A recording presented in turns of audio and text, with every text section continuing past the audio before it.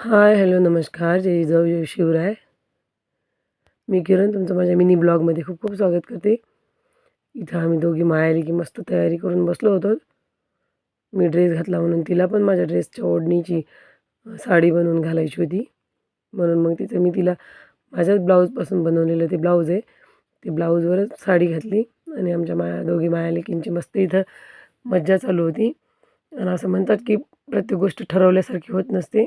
तसंच माझ्यासोबतही काहीतरी घडत राहते, की मी जे ठरवलं ते होतच नाही माझ्यासोबत. दवाखाना आहे तातू म्हणले की मी चल आपल्याला जायचं दवाखान्यात. तातूची तब्येत अचानकच तातूची छाती वगैरे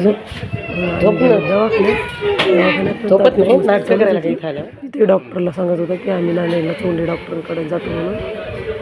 मग डॉक्टरांकडे गोळ्या औषध घेतला. डॉक्टर म्हणले त्याला थोडी ॲसिडिटी जास्त झाली त्याच्यामुळं त्याची तब्येत बिघडली. मग घरी आलो.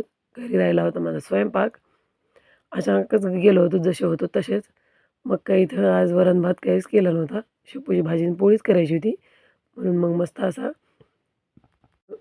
मस्त असा मिक्सरमधून ठेचा करून घेतला लसूण टाकून आणि मस्त हळद टाकली, थोडासा तिळाचा कूट टाकला आणि मीठ टाकलं आणि कापलेली शेपू टाकून दिली आणि उकडलेली तुरीची डाळ पण. शेपू मस्त अशी भाजू दिली. छान शिजली शेपू. मस्त अशी ती शिजली शेपू. शेपू शिजली की मस्त तुरीची डाळ त्याच्यामध्ये टाकून दिली आणि मस्त भाजी बनवली. हे आमच्या इथं अचानक दवाखाना तर मला नकोच वाटते. पण हे अचानकच लेकरांचं काही काही काही काही दुखतच राहते. दवाखाना म्हणलं की ती बिमार होती तेव्हापासून मला फार भीती वाटते. पण आमच्या इथं काही दवाखाना आता पाठ सोडून चालला आहे आमची. लेकरांचं काही ना काही थोडंफार चालूच असते.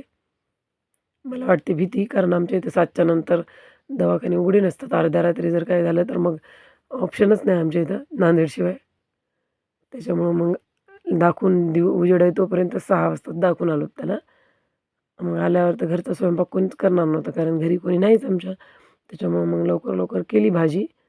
भाजी झाली की लगेच पोळ्या कट करून घेतल्या आणि माझं आज आप्याचंही काढायचं राहिलं होतं. ते पण आप्याचं काढून घेतलं मिक्सरमधून.